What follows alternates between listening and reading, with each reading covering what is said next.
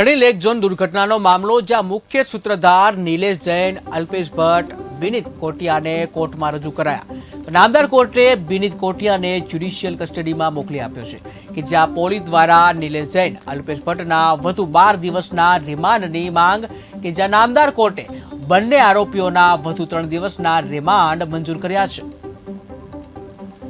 તો હરણી લેક ઝોનનો મામલો જેનાથી સમગ્ર ગુજરાતમાં જે ખળભળાટ મચી ગયો હતો, તો હરણી લેક ઝોન મામલામાં જે મુખ્ય સૂત્રધાર નિલેશ જૈન છે, અલ્પેશ ભટ્ટ અને વિનીત કોટિયાને કોર્ટમાં રજૂ કરવામાં આવ્યા હતા, જે નામદાર કોર્ટે વિનીત કોટિયાને જ્યુડિશિયરી કસ્ટડીમાં મોકલી આપ્યો છે. ત્યારે પોલીસ દ્વારા નિલેશ જૈન અને અલ્પેશ ભટ્ટના વધુ 12 દિવસના રિમાન્ડની માંગ કરવામાં આવી હતી, જ્યાં નામદાર કોર્ટે બંને આરોપીઓના વધુ 3 દિવસના રિમાન્ડ મંજૂર કર્યા છે.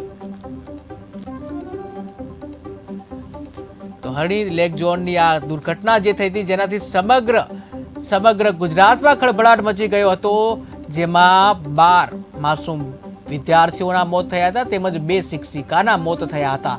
અને આ ઘટનાને લઈ સમગ્ર ગુજરાતમાં ખળભળાટ મચી જવા પામ્યો હતો. ત્યારે તપાસનો ધમધમાટ જે છે જોરશોરથી ચાલી રહ્યો છે. ત્યારે ત્યાં ગૃહમંત્રીએ પણ 10 દિવસમાં રિપોર્ટ જે છે જમા કરાવવાની વાત કરી હતી.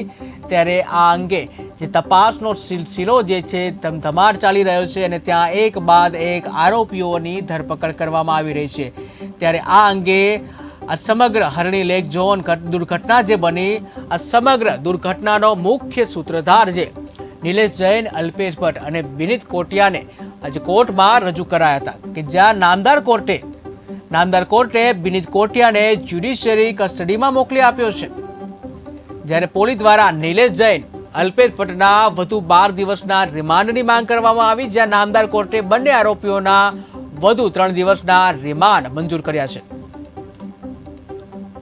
બનેલ હરણી તળાવની અંદરના અપમૃત્યુ કેસના આરોપીઓ નિલેશ જૈન તથા અલ્પેશ ભટ્ટના રિમાન્ડ આજે પૂરા થતા હતા.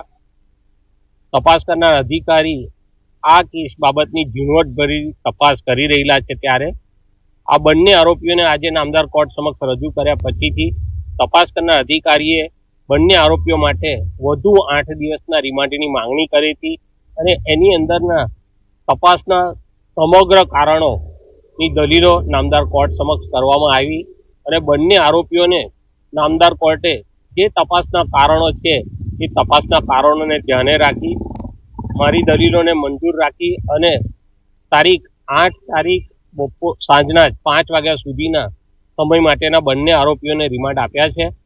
આ તપાસ આ રિમાન્ડ દરમિયાન પણ જે ક્રોસ વેરિફિકેશનની વાત છે અને હાલ રિમાન્ડની અંદર પરેશ શાહ અને ગોપાલ શાહ જ્યારે રિમાન્ડ પીરિયડ ઉપર છે ત્યારે આ બંને આરોપીઓ જે ભાગીદારી પેઢીના મુખ્ય સૂત્રધારો છે એમાં બંનેના જે હકીકતો મળે છે તે તમામ હકીકતોનું ક્રોસ વેરિફિકેશન અને પુરાવા ખંભાત નગરપાલિકાના જે પૂરા લેટર પેડ મળેલા છે એમાં અલ્પેશ ભટ્ટનો શું રોલ છે, કોણે આ કોન્ટ્રાક્ટ અપાવવામાં મદદગારી કરી છે, કોણ કોણ આ હિસાબોના જાણકાર છે, આ હિસાબો એમના વોટ્સએપ પર મોકલવામાં આવતા હતા.